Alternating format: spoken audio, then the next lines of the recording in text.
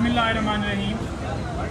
आज supreme court में वाज़ेह remarks दिए गए जिसने वाज़ेह कर दिया थोड़ा से हाथ पीछे करो कि डिस्ट्रिक्ट कोर्ट में जो एडिशनल सेशन जज हुमायूं दिलावर साहब ने फैसला दिया था उसमें कानूनी पहलुओं को नहीं देखा गया और उजलत में दिया गया, गवाहों को पेश करने का मौका नहीं दिया गया और जो हमारी दरखास्तें थीं जो बार बार उसी कोर्ट में भिजवाई गई हैं वो भी मामला यहाँ पर डिस्कस हुआ और वाज़ेह रिमार्क्स आए कि ये एक दिन के अंदर ही फैसला होता है, एक दिन के अंदर ही मेंटेनेबिलिटी और जुरिसडिक्शन पे डिसाइड किया जाता है, गवाहों को मौका नहीं दिया जाता है और साथ ही सज़ा दे के खान साहब को जेल में भिजवाया जाता है।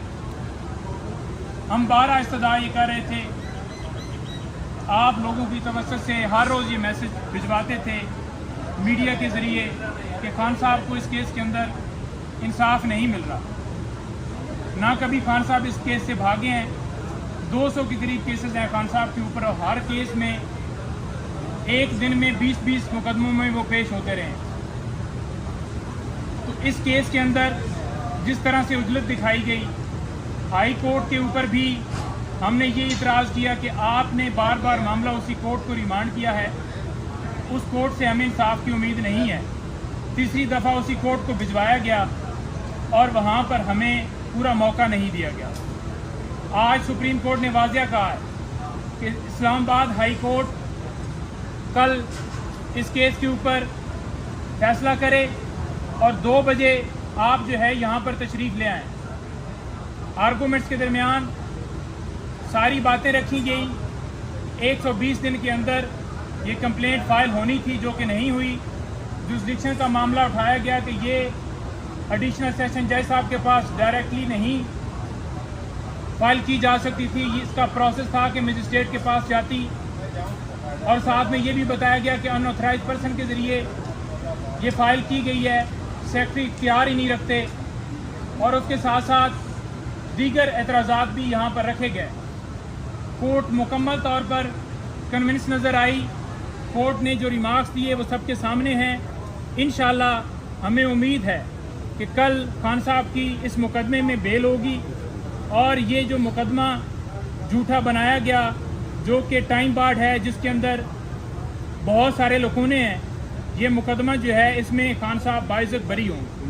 बहुत शुक्रिया। नईम साहब ये बताइएगा, जिस तरह बाकी भी PGI के वज़रा के साथ जो रवैया अपनाया गया वो उनकी ज़मानत होती है, उनको दोबारा गिरफ़्तार किया जाता है। अगर खुदा न खास्ता कल खान साहब की ज़मानत हो जाती है या वो जेल से बाहर निकलते और उनको किसी और मुकदमे में दोबारा जेल में डाल दिया जाए, तो उसके हवाले से आप क्या देखें? गुज़ारिश ये है कि यहाँ पर हम यही इस्तदा कर रहे थे कि हमें इस्लामाबाद हाई कोर्ट से इंसाफ की उम्मीद नहीं है।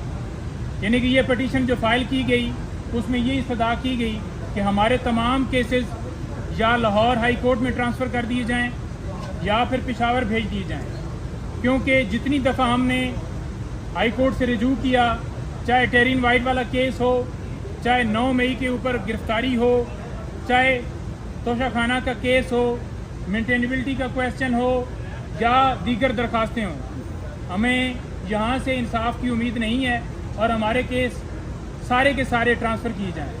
वो भी सुप्रीम कोर्ट में दायर हो गई है और इंशाअल्लाह हमें उम्मीद है कि उसके ऊपर भी जल्द फैसला होगा।